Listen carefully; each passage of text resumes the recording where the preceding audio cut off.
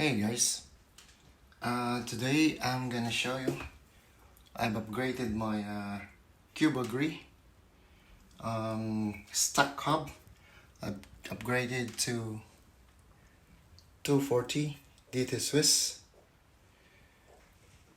and also upgraded the spoke with the Sapim X-ray spoke because the stock is not very durable and it keeps breaking.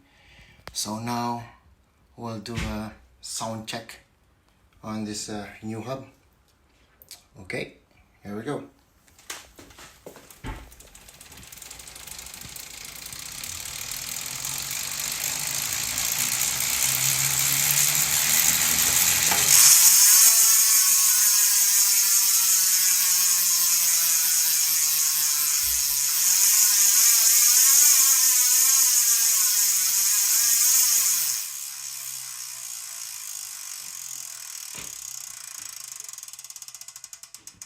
Alright, I just love that music. It's perfect, guys. Just like I expected. Okay, now it's time to ride. Bye.